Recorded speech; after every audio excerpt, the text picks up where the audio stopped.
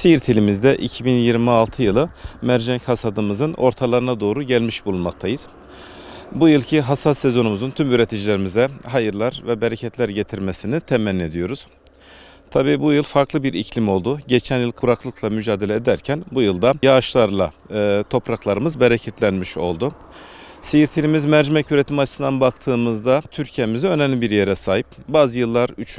bazı yıllarda 4. olmaktayız. Yaklaşık ilimizde 130 bin ile 140 bin dekar alanda bir üretim yapılmakta. Ortalama 30 bin ton hasılamızda Türkiye'de 3. ve 4.lüğü yıllara göre değişiklik arz etmekte. Bu yılki yağışlarımız birçok alanda üretimimizde artışlar meydana getirdi. Mercimek de bunların başında geliyor. Tabii ki özellikle mercimekte meyilli ve kumsal arazilerimizde geçen yıllara kıyasla baktığımızda çok güzel bir verim aldığını görüyoruz üreticilerimizin. Ancak gölet dediğimiz alanlarda ise üreticilerimiz bir miktar verim kaybını yaşadı.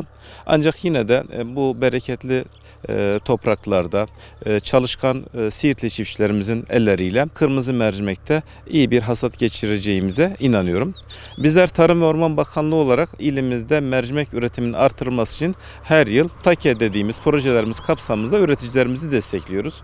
2026 sezonu için de geçen yıl Ekim sezonunda üreticilerimize yaklaşık 203 bin tonun üzerinde mercimek tohumu dağıtarak ilimizin bu mercimek üretimindeki potansiyelini ortaya çıkarmaya çalışıyoruz. Geçen yılki kuraklıktan sonra bu yılki yağışlarla beraber Siirt ilimizde tabii ki üreticilerimizin yüzü gülüyor diyebiliriz. Çünkü önümüz arpa hasadımız da başladı aslında. Arpada da çok verimli bir hasat sezonu geçiriyoruz.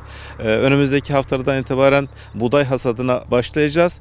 Yapmış olduğumuz incelemelerde de inşallah orada da çok daha olumlu sonuçlar alacağımıza inanıyorum. Ama özellikle kumsal ve meyilli arazilerimizde üreticilerimizin bu yıl mercimekten yana bereketli bir sezon geçirdiğine inanıyoruz. Üreticilerimiz de bundan dolayı gayet memnunlar.